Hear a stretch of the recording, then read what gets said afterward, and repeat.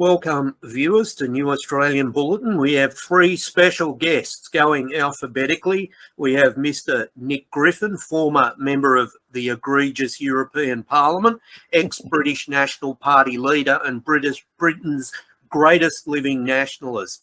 Next up, we have Dr Jim Saleam, the indefatigable hard man of Australian nationalism, the academic that the academics refuse to acknowledge. And for the first time on the New Australian Bulletin channel, we're very pleased to introduce Tom Sunic. Tomislav Sunic is a man with a brain the size of a planet, orbiting around a very special sun, a former Croatian diplomat, professor and author of more books than there are high-profile names in Ghislaine Maxwell's diary. Then there's me, your host, representing New Australian Bulletin, Australia's premier online nationalist magazine.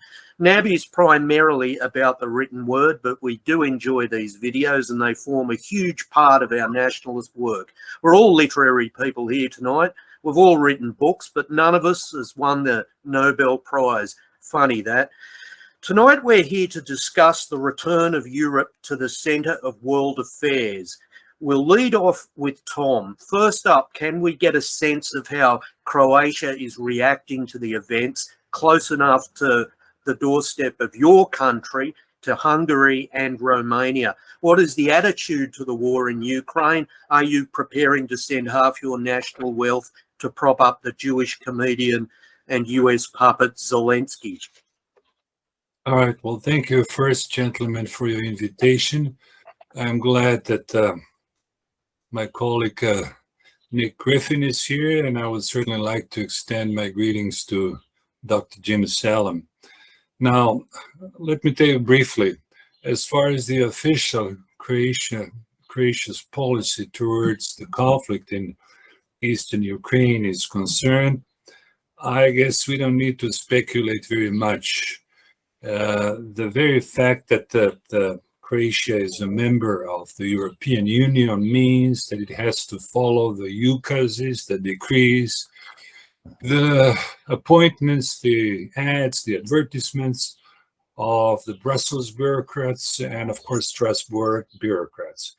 Those people in Brussels, and I hope you will agree with me, and those people in Strasbourg also have to follow the decrees of the folks in Washington, D.C. So by and large, the policy of Croatia towards Ukraine, with a lot of this hyperbolic humanitarian gesture towards would-be or real Ukrainian refugees, is being formed. It's being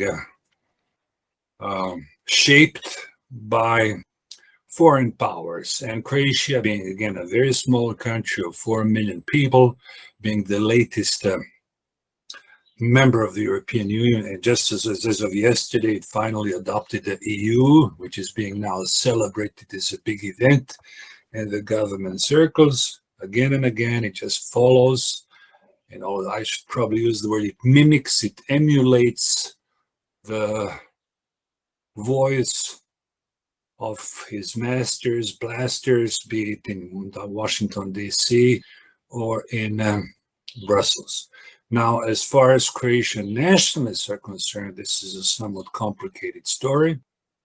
And I'm sad to tell you that there are quite a few of Croatian nationalists. I don't know exactly the number, but it's certainly over 50 or 60 of them, Croatian nationalists, were fighting or still fighting in different Ukrainian nationalist forces, including the Azov battalion. I used to even know some of those folks.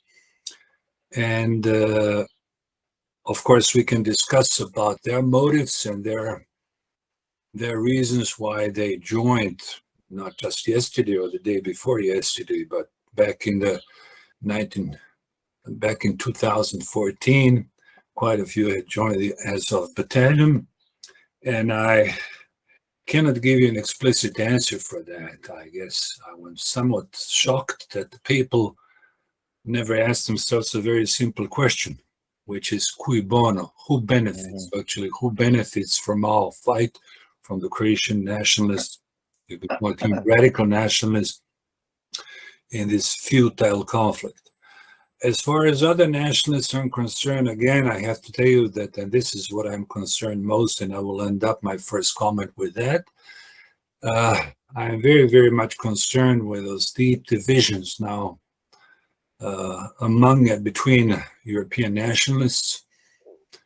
Again, it seems to me that we have a sort of a tragic reenactment of what happened in ex-Yugoslavia between Serbs and Croats, and what may happen tomorrow between the Baltic nations versus, let's say, nations in Southern Europe. Again, we have to keep in mind that the Baltic nations, the Estonians, the Lithuanians, and of course to some extent have had a historical grudge against the Russians, and I guess regardless of what we may think about this conflict and regardless of which side we may endorse or condone or bolster, we always have to take into account the victimhoods and victimologies and national narratives of all those different peoples all over Europe, which are unfortunately very, very conflicting and mutually exclusive. So much for the beginning. Nick, do you have a comment you want to make? Well, obviously, Tom's covered a very broad area there, so I was just homing on one point, and he's raising the question very properly of what on earth possesses apparently, sensible nationalists, former friends of ours in some cases, to go off on this crazed, patently obvious suicide mission on behalf of the neocons and the global elite in backing the Ukrainian side in this horrible war. I think part of it, I was watching a video just last night actually of I think an Azov spokesman speaking in English about where they go from here, and he was saying, well, in short, he was saying we've got this vast amount of armament, and we're the core of the we're the spearhead of the military here, and so on. So therefore, when this is over, we're going to be this hugely powerful force for the white race all over the world. And I think that what we're dealing with here is, and I've seen it having been involved in politics and now sort of half out of politics, I see it more and more, that political people seem to be almost incapable of distinguishing between what they want to happen and what can happen. And so I think these nationalists, it's groupthink there, they have convinced themselves that they'll get through this war, they'll have this enormous amount of arms and the prestige of having fought bravely and blah, blah, blah, and that therefore they're going to then have this entirely mythical Ukrainian-based war of liberation to save the whole of Western Europe from the Jews, etc., etc. And the trouble is this, quite apart from anything else, this is pure fantasy. The only thing that these people are going to get out of their war with Russia is death or very long prison terms. And it's so tragic, as Tom said, Croatia's a nation of 4 million people. I don't exactly know, Tom, what your demographics are, but I'm sure they are pretty grim in terms of an aging population. And even if only 50 or 60, let alone hundreds of young nationalists just settled down and said, I'm staying here in my country, I'm going to find a decent girl, I'm going to have 10 kids, and I'm going to rear them right, then that would actually make a difference. You've got to do it over several generations to make a real difference, but it can make a difference. And instead, they've gone off basically committing suicide and disgracing themselves in pursuit of this terrible fantasy, because they simply can't distinguish fantasy from reality. Jim, do you have a comment you want to make? Or yes, briefly. Australia always operates in the world, as to use the old Maoist phrase, a running dog. The official Australia ran after the USA into the war in Vietnam, which had terrible impacts on immigration. We've run into the wars in Afghanistan and Iraq and so on. And we now have a new Prime Minister and new government, which is saying all of these things, that they're going to stand by Ukraine, they're going to provide Australian armaments. We hardly have an army, and they're giving away our military equipment into this useless war. I'll make one point that you gentlemen might take up on. I read an amazing statement on a French website the other day that just like the NKVD during the shocking, terrible conflict between Germany and the Soviet Union, employed blocking battalions behind their lines to shoot down any Soviet force that might attempt to withdraw. There's an allegation made by the Russians, which, if true, and I repeat, which if true, war propaganda is war propaganda, we know that. But they're saying that the Ukrainian armed forces now employ blocking battalions. If they were blocking forces, not battalions, but blocking forces, if this is true, and if that was a role taken on by these riffraff from the colour revolutions in Georgia and other places, and possibly the Azovists, the comments that you gentlemen have made, it would be quite shocking. And judging by the Mariupol affair, where obviously civilians were held captive by Azov, they weren't victims on that level of the Russians per se, they were human shields. If it can be shown that Azov is doing this, then that surely would be the end of the mythology that they wish to invoke. I'll give it back to you.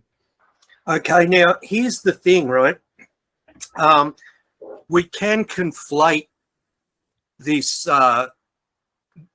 war in Ukraine with a kind of civil war that's occurring in the West itself, a culture war. Now, I want to take you to a comment, some comments made by the Professor Jordan Peterson. I believe you'd all be aware of him. He said, and this was in regards to Ukraine, are we degenerate in a profoundly threatening manner? I think the answer to that may well be yes. The idea that we are ensconced in a culture war has become a rhetorical commonplace. How serious is that war? And the article I'm quoting from then says, Peterson claimed that the West is currently in its own civil war and suggested Russia's brutal campaign in Ukraine was partly down to stamping out pathological ideologies seeping in from Western influence. There is a war that cannot be won in the most fundamental sense by the mere defeat of Russia, he said. So, Tom, and you've brooked the topic of American decadence in one of your books, I believe. Yes. And do you see this as a culture war that found its way like a dark cloud to the doorstep of the West, of Russia, I'm sorry, and this is a war about degenerate culture? Well, I guess we always have to put things a little bit in a historical perspective. There is no question that as far as the quote-unquote the sovereignty of European Union is concerned, there is very little of sovereignty. Take Germany as the core of the European Union. Germany is still diplomatically put a half-sovereign country, but undiplomatically it's an occupied country with 30,000 American soldiers spread all around Germany, in Würzburg, in Ramstein, in Salzburg, very strong American in what they call it informative centers, that you know exactly what I mean by that.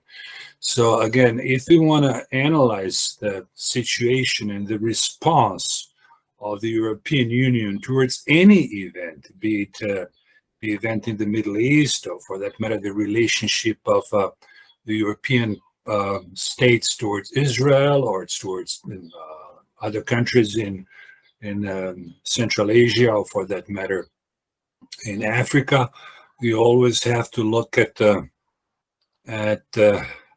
its main chief, the main chief being the United States of America. So again, despite the fact that we are all aware that President Biden is, what can I say, incontinental, or how can I say better in English, not a very...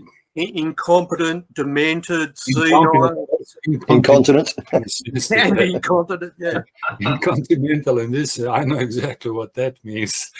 And I guess the fact of the matter is that we know very well who pulls the strings, and I guess we have to put it quite explicitly. And I guess What I'm afraid of is not so much Biden and his sidekick Kamala Harris, and with their lingo and how they speak in a broken English or in a very badly. syntax and whatever.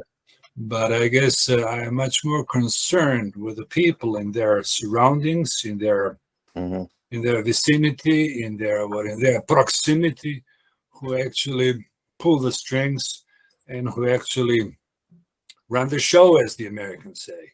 And of course, running the show in Washington, D.C. the day after spills over to Paris, to Macron, and the next day to Germany. Canada. Interesting phenomenon. We have now a left-leaning government, very much on the left, and this is just a short digression. As you certainly know, this left-leaning government in Germany is now very, very much pro-war, very much pro-militaristic, very much pro-Ukraine, very much in terms of arming and weaponizing the Ukraine. In fact, keep in mind that this year they've allocated 100 billion. They've doubled actually the military budget. So I could go on and on and on. So the question really is, what is it about Russia they hate the most? The fact that they haven't legalized buggery like they made a show of doing in Ukraine, I believe just recently, as part of the propaganda barrage, they've legalized gay marriage as part of it. So this is why I get back to the theme of decadence. Now, I know there's other reasons, and they all have to do with globalist oligarchical pursuits. They've got to do with gas, territory, etc.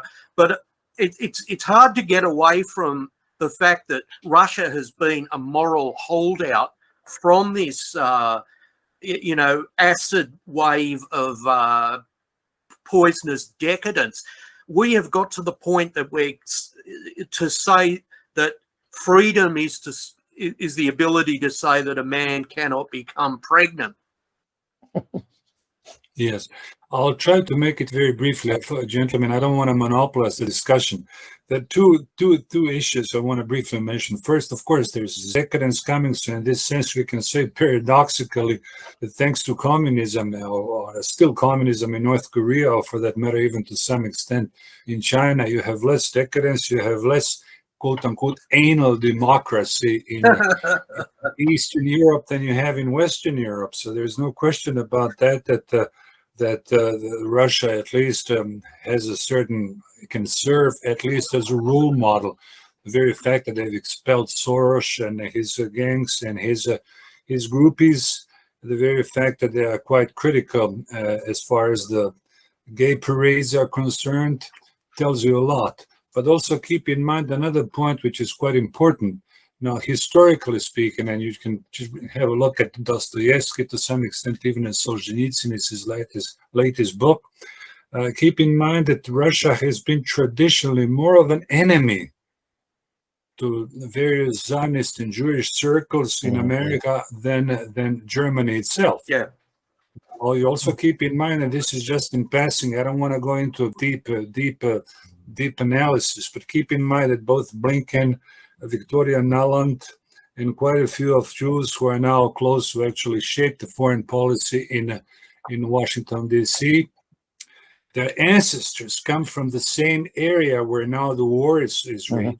Okay, they come from eastern Ukraine, and to some extent from Galicia, and also from what is now Western Russia. So yes, they do have a certain grudge, or as we say, they have a certain beef. I'm not saying that this is the main reason for their anti-Russian, anti-Putin type of stand, but it certainly has to be taken into account that, again, and as I repeat, that most of those American officials who are pretty strong in the State Department, and to some extent in other agencies as well, come from this Jewish background, located in little shtetls and little ghettos, and what they call shtetls, in what is today Eastern Ukraine and Donbass. So I guess we should also take this into account when we when we look at the agenda of American policymakers as far as the Ukrainian and the Russian crisis is concerned.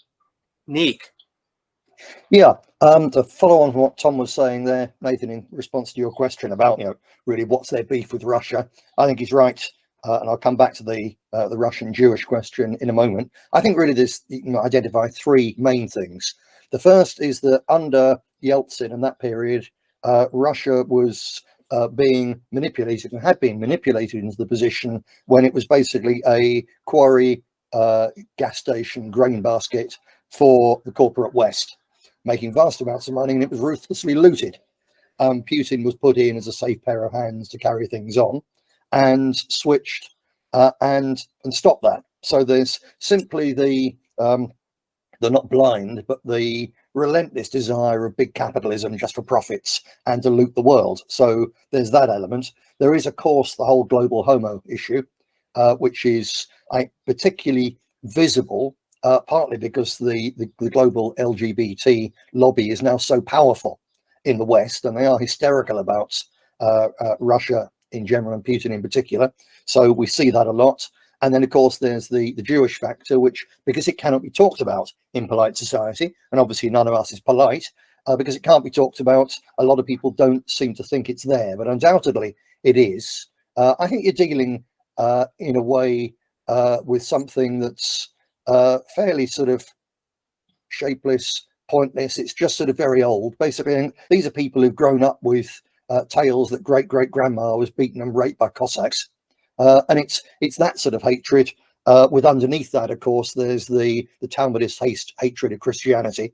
And the Russians, we now see yet again, have now turned into despite the fact they've still got massive abortion and so on, so I'm not saying it's a perfect state from a Christian sect point of view, but they've turned into the sort of front line of Christianity in the world. So they're hated for all those reasons. And just to come back to the Russian-Jewish question, it's not exclusively a Jewish problem, this. So to a degree, it's a natural human thing. You see it in Biden and his fawning support in the past for the IRA, and still he's wanting to meddle in Northern Ireland on behalf of the Fenian side of things, regardless of the rights and wrongs. It's just an example of someone's ancestry sort of coming through, especially in America, when playing the ancestry card is worth a lot of votes.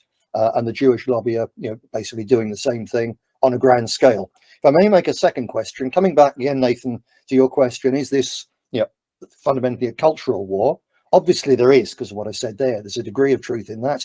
I think there's another war going on here, and if I get the pronunciation wrong, Tom, being a proper intellectual, will correct me, I'm sure. The Thucydides trap, which was identified as the idea when one former great power is going down, another is rising. It comes from the period of the fall of Athens and the Greek city-states and the rise of Rome.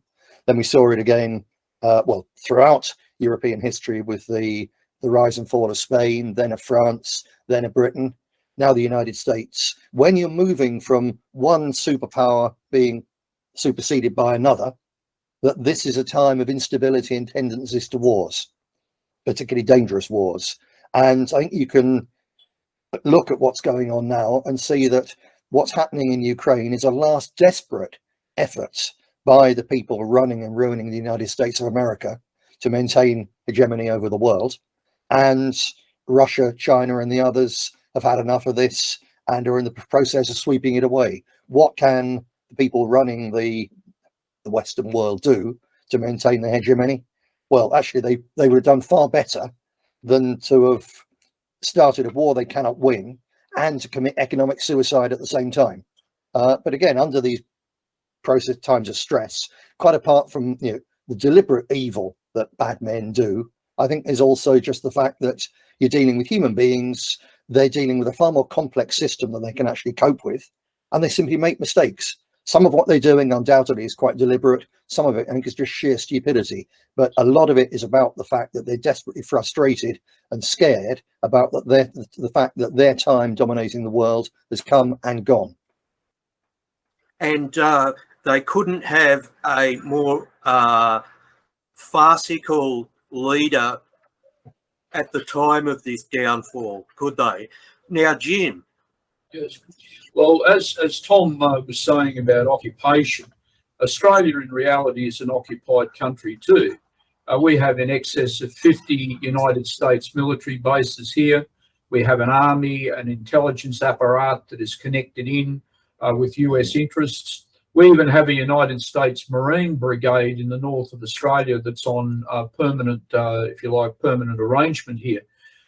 Any talk amongst Australians of pursuing any form of independent line, there was an Australian academic called Hugh White who wrote a paper recently about the potential of Australia being a neutral country. He was attacked universally in the press and by academics and so on, and by the Chinese woman who now calls herself the Australian Foreign Affairs Minister. And it was said that he was actually pro-Chinese, because by Australia having a neutral policy, it would only in some manner or other invite the Chinese in.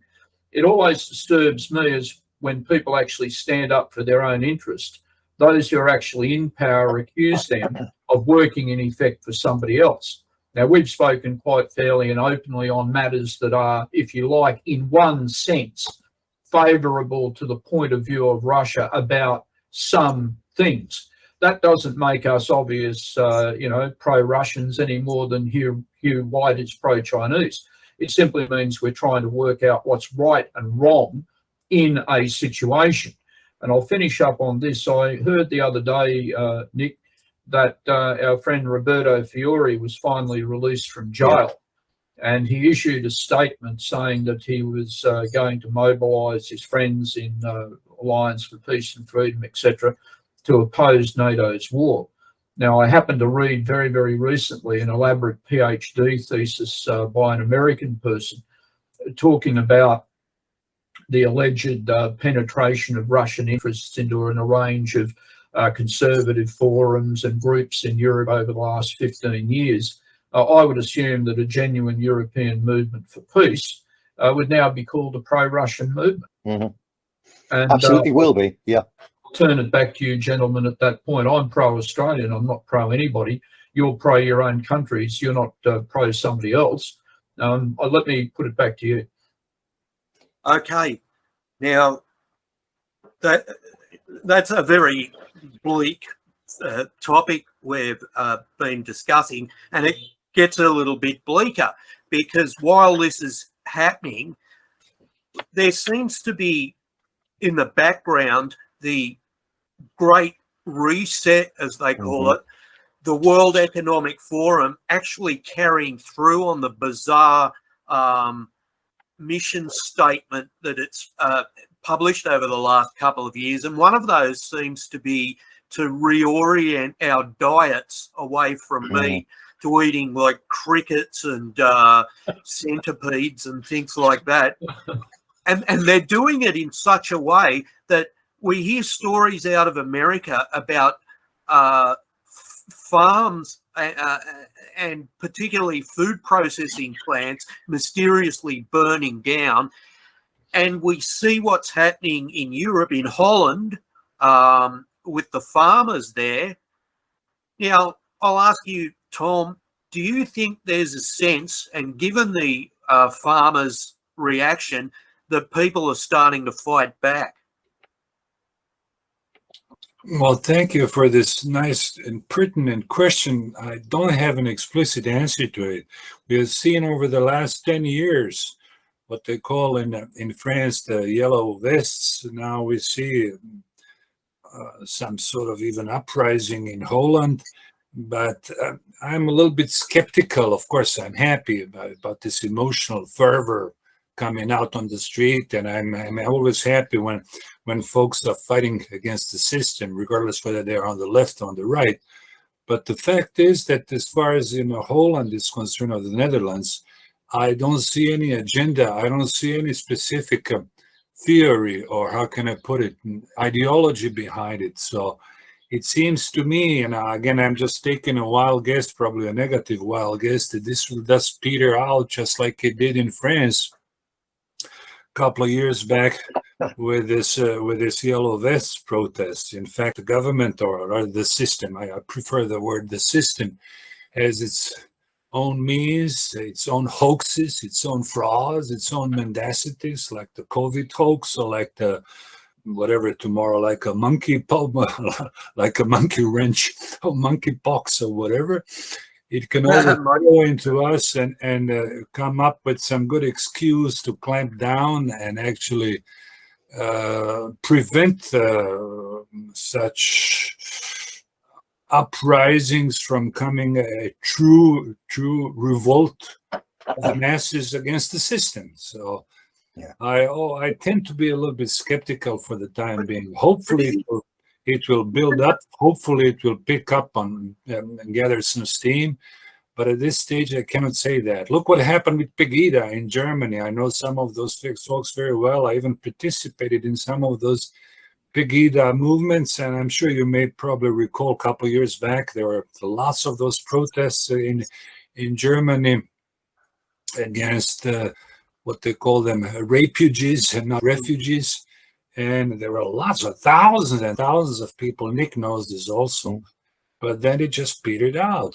So I guess we just cannot blame the quote unquote some snitches or some government agencies. It seems to me what we are missing, what we actually lack, is a solid program. You have to have a political program, a cultural program as to how to fight your culture war.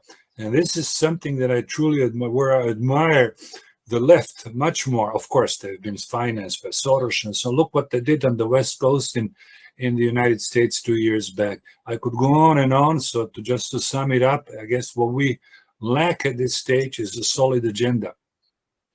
Nick. Yeah, well, it's certainly very, very interesting to see what's happening. And the first thing is that it's now crystal clear that the World Economic Forum, etc., when they ran the COVID operation, it wasn't a one-off, because as we actually predicted, there's a whole chapter, second chapter in this book, which we talked about in previous shows. The second chapter is called The Test Run Lockdown. And it says that the COVID lockdown is a test run for the next big one, which is going to be over climate. And just yesterday, we had Chris Vallance, who was the main government advisor who hoaxed the whole COVID lockdown thing on Britain, and thereby actually much of the rest of the world. He's now saying that the problems we're going to face in the coming years from climate change are going to be even worse than COVID. So you can extrapolate from that, so work backwards. That means that our response to it will have to be even more drastic than COVID. And as Tom was saying, we see not just in Holland, because what's happening in Holland is the farmers in Holland are protesting against the Dutch government imposing an anti-nitrogen law, which comes out of the European Union. And it just happens to be the first country doing this most radically, but all the other countries of Europe are going to try and follow suit. So what we're seeing in Holland is, again, a test run for a much wider confrontation. And they've moved the elite from talking about carbon. Now what the Dutch are protesting about is nothing to do with carbon measures, although the destruction of our energy industries across the modern world because of the carbon hoax, that's going to really hit big this winter, I think. But this is now about nitrogen. So this is a new demon, again, an essential natural fertilizer. So now they're going to war against this new demon. And this is another example of, whereas the old communists, again, mentioned this before, the old communists caused chaos everywhere they touched by trying to change the ownership of the means of production. The new elite are actually just simply trying to destroy the means of production. And in Holland, they're talking about a 75% reduction in the dairy herd and the meat herd. And the Dutch minister the other day was talking about a tax on meat and so on. So this is pretty drastic stuff. And as Tom says, it's already provoked a very powerful response, actually, by Dutch farmers. Not just Dutch, they've hooked up with German farmers. The Italians are coming out and protesting in a big way. I've seen some quite dramatic footage of large numbers of Polish farmers protesting. So they're all at it. And it should be a pre-revolutionary situation. But to have a revolution, as Tom absolutely homes in on the point, you have to have a revolutionary ideology and a revolutionary vanguard. And these simply do not, realistically, they don't exist.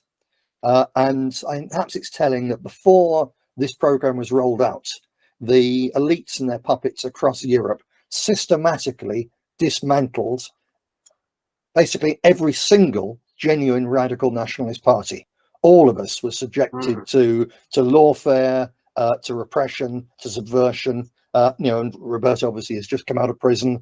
You look in Greece, in Slovakia, the nationalist parties who would have become the absolute centres of focused and intelligent resistance have effectively been crushed. So as individuals, we're still here, but the organisations are far, far weaker than they were 10 years ago, and we've been quite effectively cut off from the public. So I think they knew what they were doing, and they know that their policies are going to produce a massive reaction. They are already producing a massive reaction, but it's essentially blind and nihilistic. So where it will go, we don't know. But I'm hopeful that, well, at least once you've got people asking questions and angry and understanding that their governments are now working for something else other than them, that's a big step forward on where we were 10 or 15 years ago. So we're not at a pre-revolutionary situation yet, but I think that as the elite push and push with this literally insane destruction agenda of theirs, there has to be at least a chance that at some point you'll suddenly get, and because of the internet now, even though they control large chunks of it, ideas spread much more quickly than they do. And I think at some stage, something can coalesce. And you could quite easily see a very, very rapid development of quite a cohesive line of defense against what they're doing, and people wanting to do something different and having genuine ideas of what they can do. That said, as Tom said, to finish off, they can lie and cheat and break up pretty much anything they want to. And in Britain, back in the year 2000, the Blair government, right in the early days, was nearly brought to its knees by a few thousand farmers and hauliers blockading the oil refineries. And they were bribed, threatened, and conned by the mass media into abandoning their blockades, and that was it. So we can see a position where everyone has huge hopes developing because of popular resistance to the Great Reset, and they could be dashed. On the other hand, our masters could simply go too far, and they could end up with being the ones really running for their lives. It's certainly interesting times to live in, isn't it? Well, you make it sound like Spartacus revolution, but the one thing you said it before, but you haven't factored in to your projection, is that the power's going down, the West is going down. Mm-hmm. So, it's a hiding to nothing then, isn't it? You're absolutely correct that there is no formative ideology behind it. But I think people grasp all at once the essence is that the West that promised all this freedom, all this democracy, mm-hmm. is in fact doing the reverse. It's taking freedom, it's taking democracy, and it's infantilizing us and telling us to believe in the tooth fairy. But in a really perverted way, Caligula's tooth fairy. I think that in that shambles that a popular uprising, even like spot fires, will exacerbate the end of that regime. But I better go to Jim now. Yeah, look, Nick and some of the points that have been made there, I agree completely.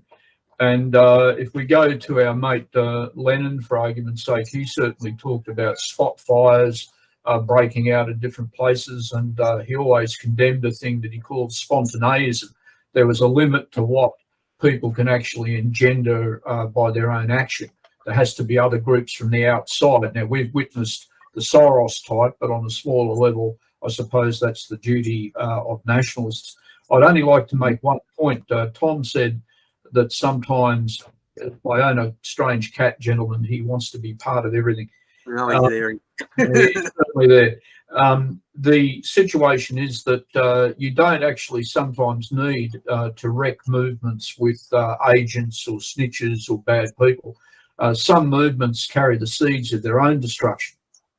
And sometimes it's unskilled people, unschooled people. Sometimes it's egos. The establishment can allow things to run.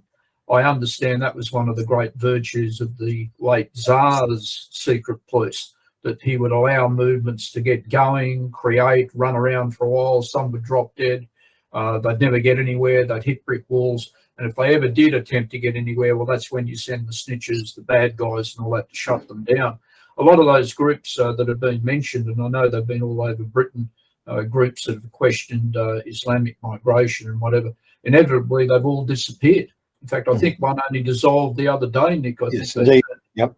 And it quits. Well, a lot of these things are really, I'd say, allowed to do what they do. Pegida in Germany would possibly be, in the absence of all facts, and I don't admit to having them, be another example. But we have had them in Australia too, and a lot of related groups, and they've all come to nothing and they've all disappeared. And it leaves behind a lot of very concerned and wary people and some of the old hands. And basically you have to pick up all the threads again and try again because they've done the wrecking job on you. Mm-hmm. I'll hand it back. Well, I guess that I'm going to bounce back on my original point and use a case as an example. I heard the Tom mentioned the Antifa riots of 2 years ago, and that leftist organisation of discord that continues to today. But all it seems to have really achieved is the assurity that the Conservatives are going to move in and completely dominate American politics in 2 years' time. So that seems to have been counterintuitive. I still think that there's hope there. Well, yeah. Well, I quickly take that up before I give it back to Tom and Nick. There's always movements that the establishment might indirectly promote that don't lead to the result that they want. They then walk away from those movements and create new ones. And possibly Black Lives Matter was one of those things. I don't know. Sorry, gentlemen, back to you. Yeah, but you're talking about a unit of a movement. I'm talking about, you know, a general sentiment. Yeah, which is heading in the direction of Biden and pushing it back against something, and nobody's there corralling them and saying, right, well, once we've affected the opposition to that, how do we channel that into a reconstructive policy? But it is still adding to a system in decline. I guess my question is, Tom, and you've written about this stuff, is the West dying? Well, I guess it may sound a little bit too pathetic if I say that the West is dying. This is like a self-serving, wishful thinking prognosis. What I'm concerned with, as I keep saying and over again, and I guess this is probably genetic, we are too much of individually. We are too individualistic. We have too much of this me only. I guess look at the situation in Australia. I don't keep a track of everything what's going on, but look how many groups of people, quote unquote, nationalists you have there, and I don't see if there is a common leader, or if there is a common underlying theme that can unite them. In the United States of America, this is, I don't know, it's like a jungle, you know. You got thousands of those splinter groups of different alt-rights and the new rights. Some of those folks are highly intelligent people. There's no question about that. But for some reasons, for a variety of reasons, you simply cannot unite them. You cannot bring them together and tell them, look, folks, it's the time now to forget our personal and our temperamental issues. Let's just unite and let's try to change the system. You know, again, the system is very, very weak. I know it firsthand because I realized that then when the communist Yugoslavia was falling apart, I realized that all those big time communists, they're just overnight, they changed into nationalists in 91, 92. So likewise, it can be very well said that be it London, or for that matter in DC, the system isn't strong at all. But the problem is how we can regroup and how we can scoop up, how we can round up all those fine intellectuals, the fine people, and just tell them, look, folks, let's just get organized. Let's put some plan behind it, and let's provide some good principles for our culture war. And I can reassure you, the system can be changed. Let alone, there's also my major concern, and I wish we could focus on that a little bit longer. Again, I don't want to go now into epic lengths because it may take hours.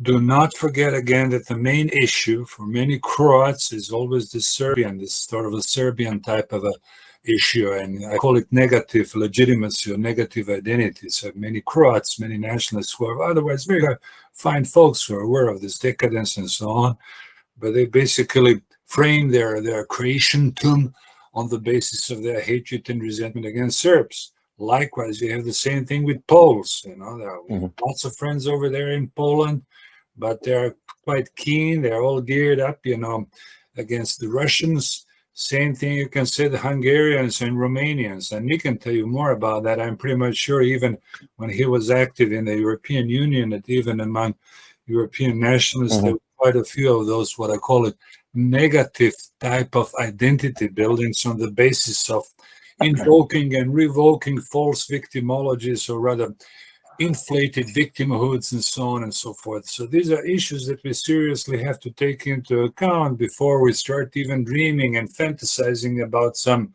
big change, or what we call it, not regime change, but system change. You know, I can tell you, be it in London or be it in Zagreb, we are basically witnessing the same disease, the same decadence. Well, I wanted to say that Jared Taylor, who Jim and I had the pleasure of speaking to recently, when I asked what's created all of this, poisonous LGBTQI culture, and he said it all starts with anti-white. It all started with the anti-white stuff. Now, if I go back to what I said about in America, how there's a great corralling of sentiment that will sweep, the Republican Party back into power, that's where the problem lies. These people are conservatives. Now, the thing that separates a nationalist from a conservative is a conservative cannot get their head around the concept of race, and they cannot see that is the door that opens it all.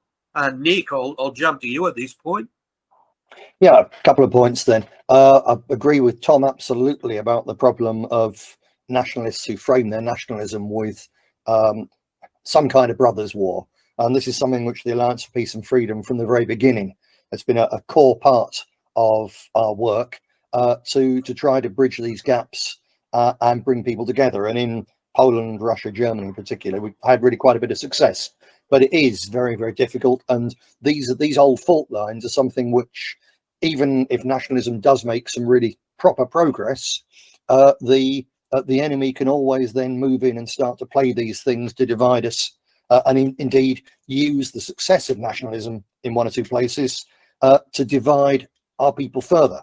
Because it's, this nationalist organization has come to power in this country. That means that these other countries are at risk, all the rest of it. So it turns us against ourselves. So it is a very dangerous thing, and it's something which we can and we do fight against it.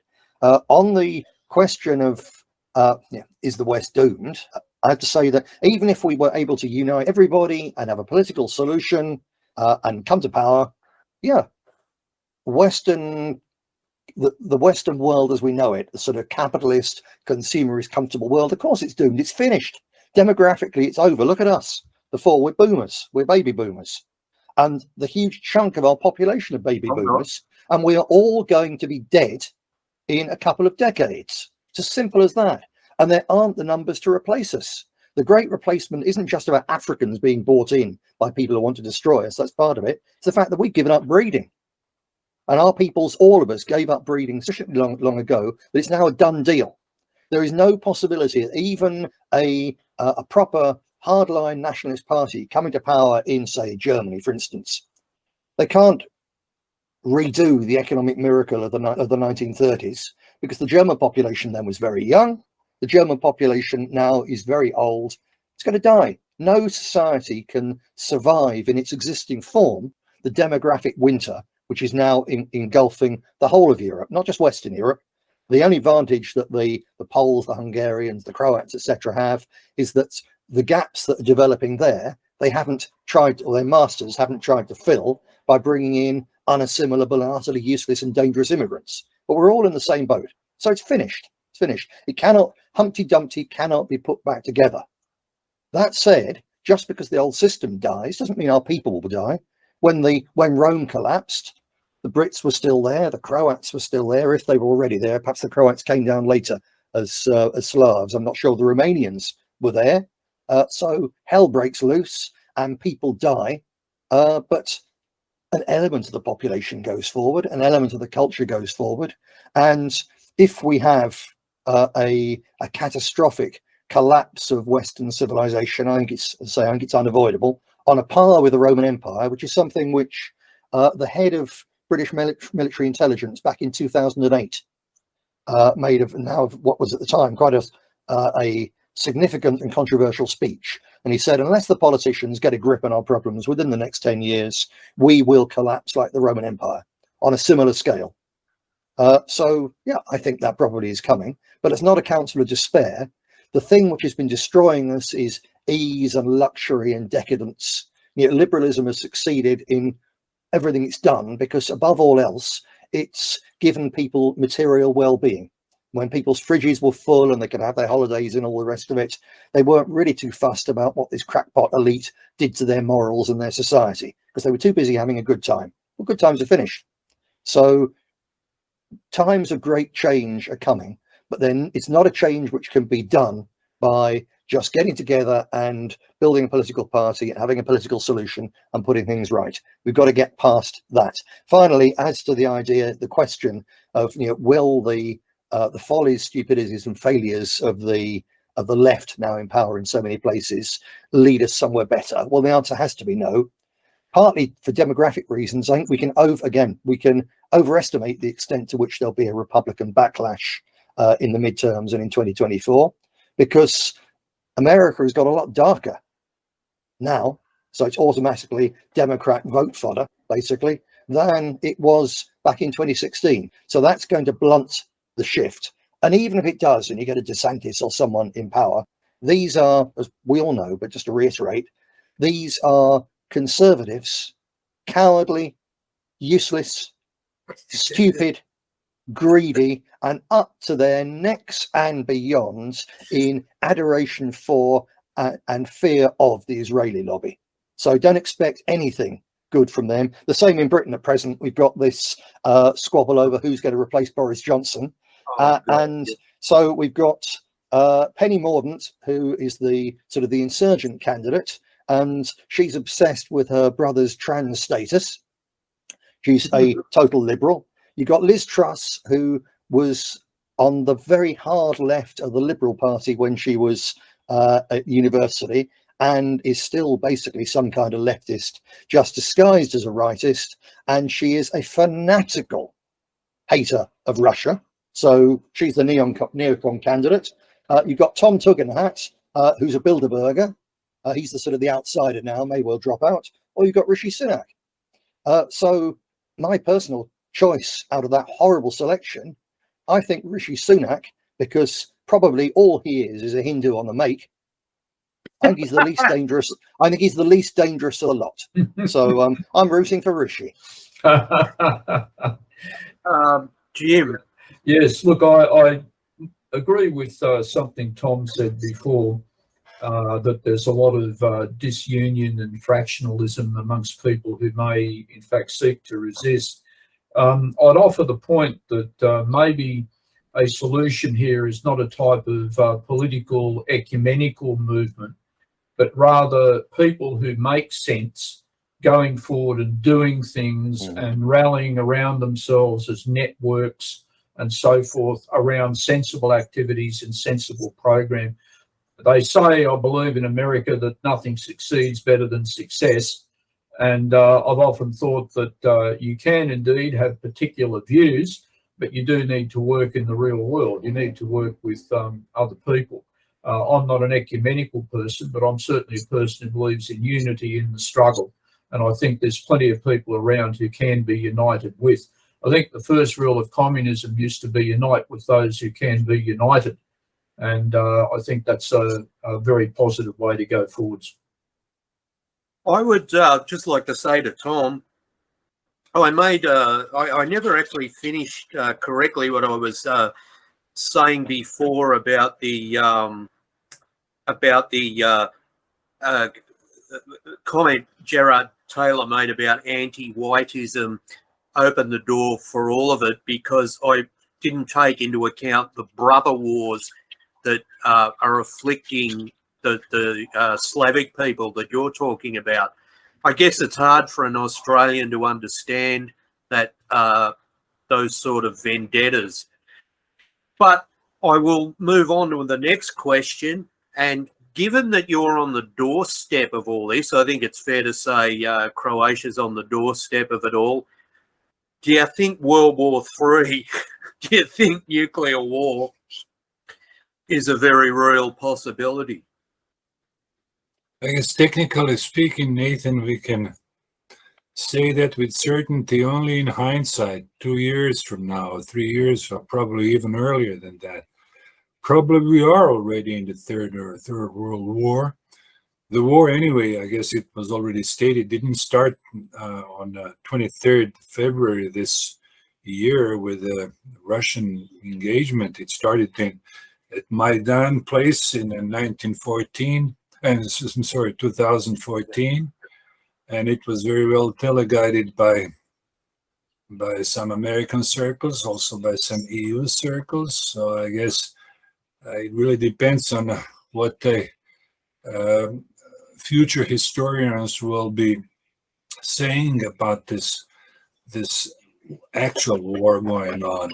If there are, even if it stops suddenly out of the blue, even if something beautifully happens, even if those three parties, including Turkey, get together and start talking at the table, which I don't think it will be anytime soon, the consequences, or rather the offshoots of this conflict so far, won't go away. It will definitely change the world map, the constellation of powers in Europe, and of course it will affect us. Keep in mind also that Serbia is just about the only country here in Eastern Europe, in the Balkans, that is sort of a shifting between the European Union and Russia.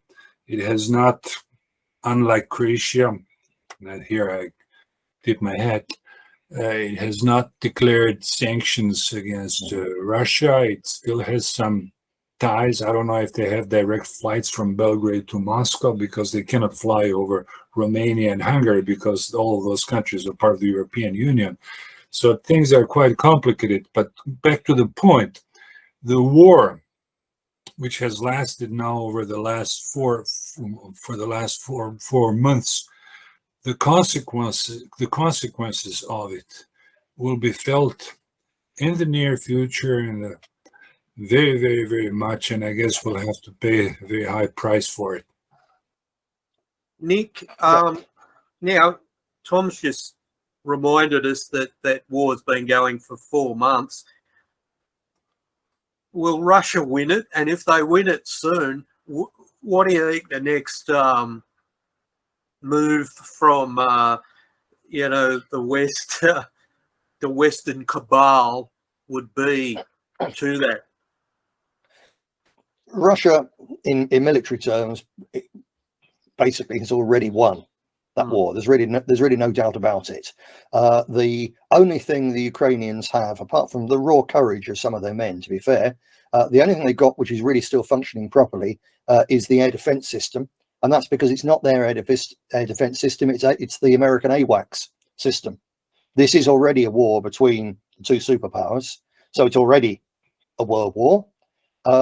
Coming back to the question of, will it become a really big all-over shooting world war? I'm hopeful it won't become a nuclear war, because I think it would already have become a mass, 1914, 1939 type war if it wasn't for the threat of nuclear weapons. But I think that the mutually assured destruction threat is such that it pushes people, even the craziest, most gung-ho neocon is rather wary of that. And we've seen just the other week, it looked as though it was all going to escalate over Kaliningrad when the EU and Lithuania were going to blockade this small Russian enclave on the Baltic. And the Russians said, no, no, no, you're not.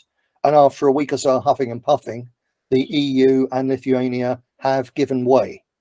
And essentially, the people running the West are bullies now. And because they've now got someone standing up to them and punching them on the nose, they do what bullies always do. They huff and puff and then they run away. So I am hopeful that it won't become a real shooting world war. But Tom is absolutely right that we're going to pay a very, very high price for especially the economic side of it. This is a multifaceted war, and the actual shooting side of it is only a small part. It's an economic and financial war, and the West started it, and at present the West is losing it on a terrible scale. So I was looking the other day that there's whole cities in Germany where they're now saying, come the winter, we're going to have to turn off the heating in the municipal blocks, which means that the old and the poor are going to freeze to death.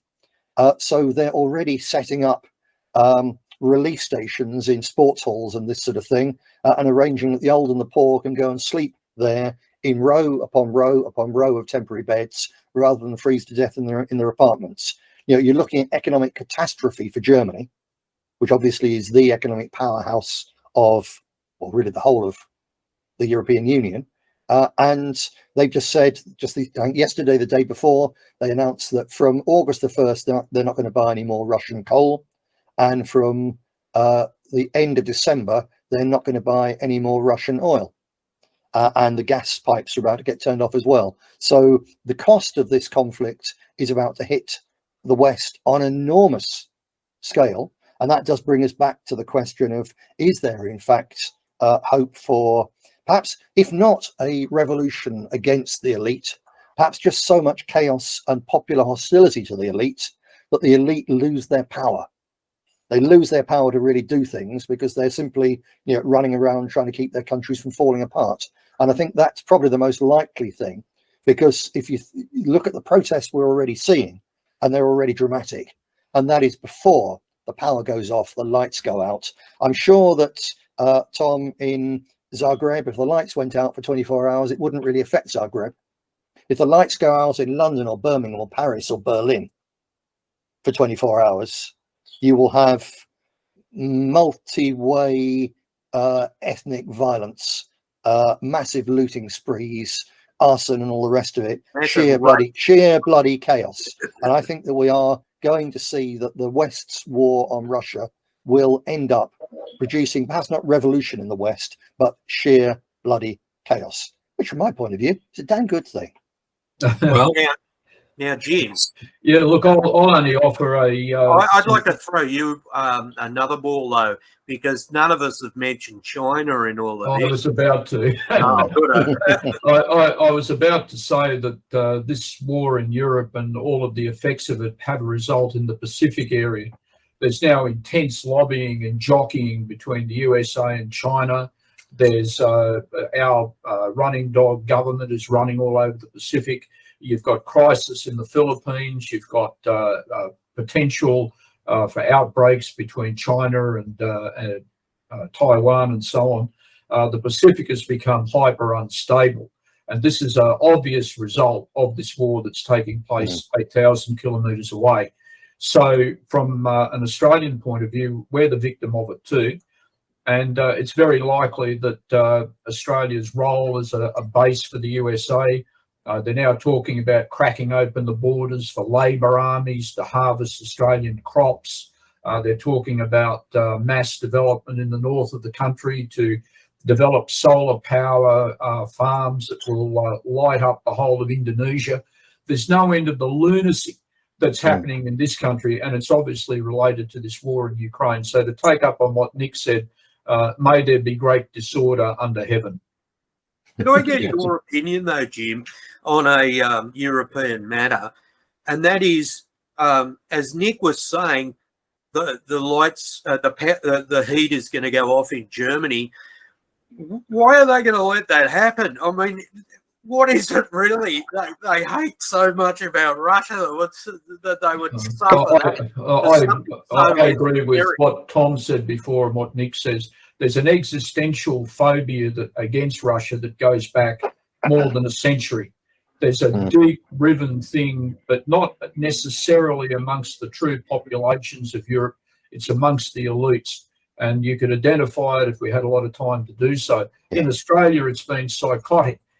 There were Russian spies, there were spy defectors, there were Soviets everywhere.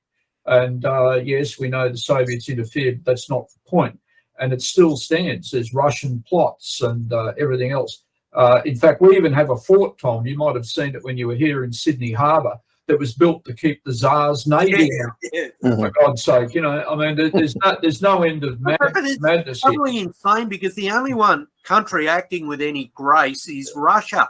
Well, in Australia's case, it would be hard pressed until recently, but now you've got the anti-Putin campaign. If you did what we Australians call the pub test, if you went around to people in hotels and you said to them, well, what do you think of President Putin or Russia? They'd probably say, it's some funny place a long way away. They don't really threaten us. And that was a very common Australian view. It probably still is. But at the moment with the propaganda, but the government's trying to focus it now on specific things to lead to certain Australian outcomes in Asia, with us playing the policeman role, providing troops and naval forces and all the rest of it to prop up the USA's interest in Asia, which is becoming weaker by the day. The rivalry between the USA and China is the dominant thing in the Pacific, and they're shoring up their bets. So we've got a lot of problems here. Nathan, can I come back with one point about what the hell's going on with the Germans, wantonly destroying their own energy industry? There is another factor, a really important factor. Germany is one of these states, of course, with now a very left-wing government, which means that the Greens are junior partners. And just because someone's a junior partner doesn't mean they haven't got enormous power. Because if the people they're in partnership with don't really have an aim in a certain field, and they do have an aim, then they can cut right through because they're the only ones pushing. So because they're the only ones pushing, they can push a long way. There's no pushback. And the Greens, of course, have got it's a deep-seated loathing of all of Western civilization, the good and the bad. And they're determined to decarbonize Germany, to decarbonize the world, to destroy industry, to destroy consumerism, to destroy private cars. They want all of that got private ownership. They're communists. They want all of that gone. And COVID provided an opportunity for them to push their agenda to a degree, but this provides a perfect opportunity to push their agenda much further. So what they are doing, they are deliberately committing energy suicide by Russia. That's the name of the game. And then Putin gets the blame. They don't get the blame when Germany is forcibly decarbonized. If the gas is cut off, even just for a couple of weeks, really seriously, when they're already low, it means that many key German industries, steel, the aluminium and so on, they're going to cease to exist. You can't turn those furnaces off. Once you turn them off, they're knackered. You have to keep these things going. So the Greens are using this conflict with Russia to destroy the basis of German industrial civilization, because that is what these crackpots want to do. Nothing more, nothing less. Tom, you want to say something? Gentlemen, I'm so sorry. I would like to apologize, but I would need to sign off because I have some pressing errands. But I would be very pleased and very honored if we could schedule another video conference within weeks to come. And we can then go more deeply in a more academic fashion into some of those issues, particularly regarding this culture of guilt and where it comes from. And of course, the self-hate, self-censorship in academia, not censorship. So we can, of course, draw some parallels between communism and capitalism. And in fact, my main argument being, and I've argued about this quite extensively, that all what we got rid of in Eastern Europe after the fall and the breakdown of the wall in 1988, now we see reappearing in Germany and when the West and in the DC in a somewhat different fashion and the different vocables. but basically what we have, and I know it sounds a little bit convoluted and it sounds a little bit derogatory. Basically, we have a neo-communist government in DC and a neo-communist government in Bonn, in Berlin. But anyway, gentlemen, I'm so sorry, but I would need to sign off, and I'll be pleased to be in touch with you. If I can be of any assistance to you or to your colleagues, drop me a line, and I hope we shall get together soon, 2 weeks from now or 3 weeks from now. And Nick, thank you very much for your comment. I have to leave now. Thank you, All right, gentlemen. Tom, thank you, and it was great to meet you. Thank you, gentlemen. Thank you, and good night to everybody, I suppose. Thank you. No, Enoch here and I need to say pretty much the same thing. We need to go fairly soon. So, Yes. if we okay, can wind but things I'd like up. to give the audience a little bit more of something to sign off on. So I will throw to you, Nick. Telford, is that going to have any impact on the way that white Brits? No, afraid not. No, people already understand. The people who are capable of understanding and admitting it got it a long time ago. So I was active. I showed on one of my Templar shows the other night a picture that someone had sent me of myself and a group of Telford and West Midlands activists demonstrating in Telford in 2011 to draw attention to this. We had a huge campaign. We put a leaflet through the door of every single house in that town city, about 60,000, telling people that the police have said that grooming isn't really going on. They've got no evidence. So if you've got evidence, take it to the police. And the police were deluged with so much actual evidence, they did then have to act. So they started doing something then. But the long and the short of it is that Telford is just one example of this grooming scandal that has been going on in every single town and city in the country where that community is present in any significant numbers. And it's been going on 30 to 40 years. And in all that time, not one father, not one brother, not one group of men in the pub have gone and done anything physical about it when the police wouldn't. I'm not, of course, saying that people should do. I'm just saying the fact that no one has done in all that time indicates the woeful lack of courage, responsibility, sheer simple balls of ordinary Brits. And if they haven't done anything in that time, when, again, 20 years ago, the demographics of white Britain were much younger, much tougher, they've done nothing in that time, they sure as hell aren't going to do anything now when instead of being dads of 38 who should have been able to do something, their granddads are 65. No, it won't make a blind bit of difference, I'm afraid. The police don't just remain fundamentally institutionally anti-white, they're getting more anti-white as the day goes by. They don't just remain fundamentally pro-LGBT, they're becoming more and more anti-heterosexual as every day goes by. And so it goes on. Then they're not just pro-Muslim, they're actively anti-Christian. How does that come to an individual copper, though? I mean, how does an individual copper that sees his people being treated, the daughters of his countrymen being treated that way, not respond with the same visceral disgust that any other Brit, right-minded Brit does? We can't. I detest the cops these days. Utterly detest them. You can't blame the cops for not doing the right thing when the fathers and the brothers wouldn't do the right thing.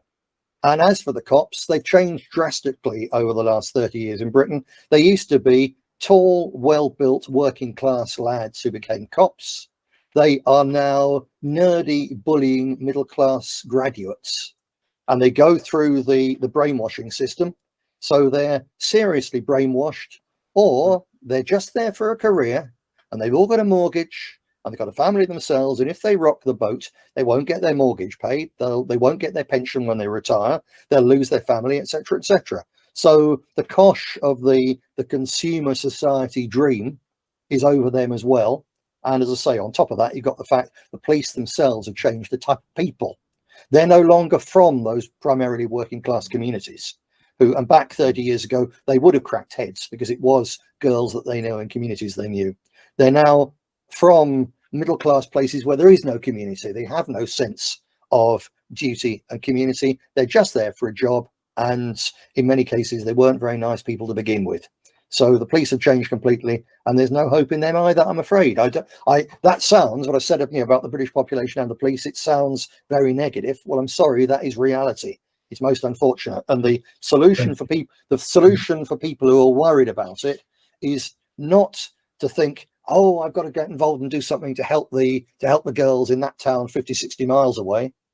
It's to worry about their own children and granddaughters, and to keep them away, to find ways to keep them away from these dangers, which even if you don't live near one of these places, if they're going to go to university, they're going to go to a place like that, and they'll be vulnerable then.